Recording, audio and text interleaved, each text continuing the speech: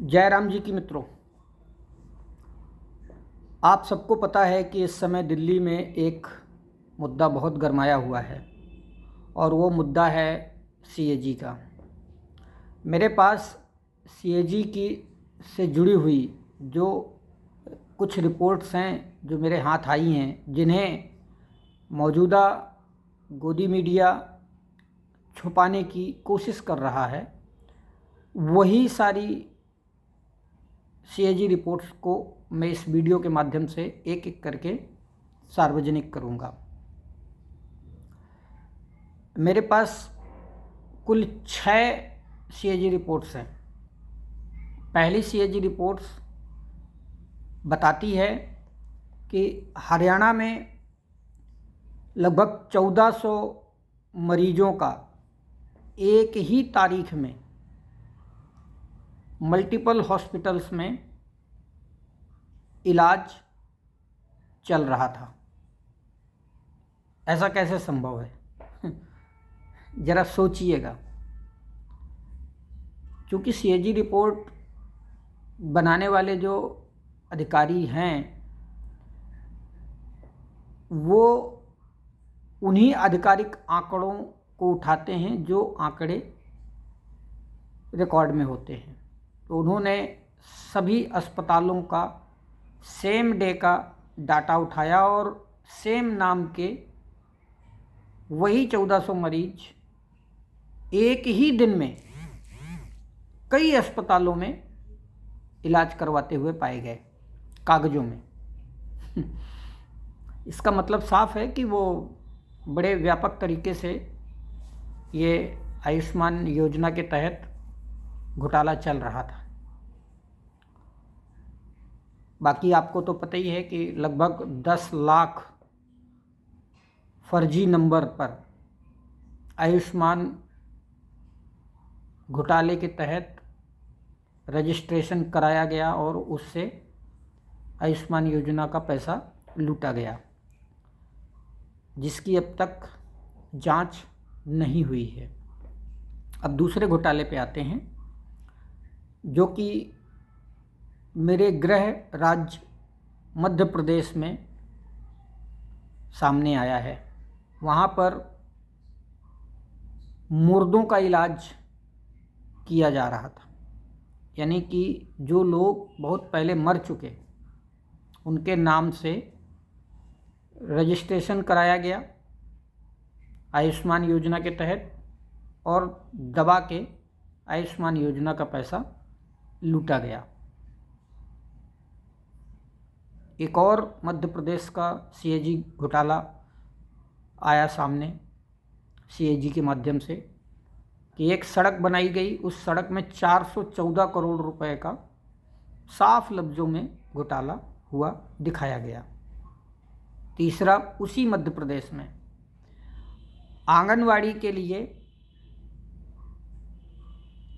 बर्तन खरीदे गए और उन बर्तनों का जब हिसाब बिल आया, उस बिल में देखा गया कि एक चम्मच की कीमत 812 रुपये। वही चम्मच जो आप अपने घर में रोज़ाना इस्तेमाल करते हैं, जिसकी कीमत ज़्यादा खींच के 6 रुपया 5 रुपया और थोक में लेंगे तो 2 रुपया। तो एक चम्मच की कीमत 812 रुपये बिल में लगाया गया। तो ये मध्य प्रदेश का नया नवेला आंगनवाड़ी बर्तन घोटाले के नाम से दर्ज किया है सीएजी ने। अब आते हैं तीसरे घोटाले पे, जो अयोध्या जी में रामलला का जो डेवलपमेंट हुआ है, रामलला का परिसर, उसमें बड़े पैमाने पर अरबों रुपए का घोटाला हुआ है। तो आपने सुना होगा लैंप घोटाला, ये घोटाला, दुनिया भर का घोटाला है वो भी बड़ा व्यापक है। वीडियो मैं शॉर्ट बनाना चाहता हूँ, इसलिए विस्तार से नहीं ये किया। आप गूगल पे सर्च करेंगे सीएजी की वेबसाइट पे जाकर के तो उसमें वो मिल जाएगा। चौथा, दिल्ली में एक एक्सप्रेसवे बनाया गया है द्वारका एक्सप्रेसवे के नाम से, और वो एक्सप्रेसवे अराउंड लगभग 22 किलोमीटर का एक्सप्रेसवे है जो सेंट्रल गवर्नमेंट के निगरानी में बनाया गया। उसका जो बजट था प्रति किलोमीटर, यानी 1 किलोमीटर के ऊपर 18 करोड़ रुपए का खर्च आना था, यानी बजट सैंक्शन किया गया था। लेकिन जब वो बनकर तैयार होता है एक्सप्रेसवे और जब बिल लगाया गया तो वो 251 करोड़ रुपया प्रति किलोमीटर के हिसाब से बिल वसूला गया। मोटा मोटा 7,500 करोड़ का ये बिल तैयार हुआ, जो कि 550 करोड़ रुपए का खर्चा बता करके वो तैयार करना था, जिसमें बता रहे हैं कि 6,950 करोड़ रुपए का सीधे सीधे घोटाला किया है भारतीय जनता पार्टी की सरकार ने। इसकी जांच होनी चाहिए, ये बड़ा गंभीर मामला है। 5वां घोटाला उत्तराखंड में जो CAG रिपोर्ट निकल कर आई है, उसमें वन संरक्षण के लिए जो पैसा अलॉट किया गया था, वो पैसा वहाँ के अधिकारियों ने, नेताओं ने मिल बांटकर, किसी ने आईफोन खरीदे, लैपटॉप खरीदे, टैबलेट खरीदे और भी कई व्यक्तिगत जो इस्तेमाल करने की भोग विलास की वस्तुएं हैं, वो उनको उस पैसे को वहाँ इस्तेमाल किया गया। ये CAG रिपोर्ट में साफ लिखा हुआ है। अब आते हैं 6वें घोटाले पे, और वो 6वां घोटाला है दिल्ली का शराब घोटाला, जिस पे जो है दिल्ली लुटियंस की जो गोदी मीडिया है वो शोर मचा रही है, बनिस्बत जो मैंने अभी आपको घोटाले बताए उन घोटालों को छुपाने के लिए इन्होंने ये षड्यंत्र के तहत एक नैरेटिव सेट करने की कोशिश करी है। मैं आप सबके माध्यम से भारतीय जनता पार्टी को और उनके सभी नेताओं को, मंत्रियों को खुली चुनौती देता हूं, और ख़ास करके दिल्ली की रेखा सरकार को,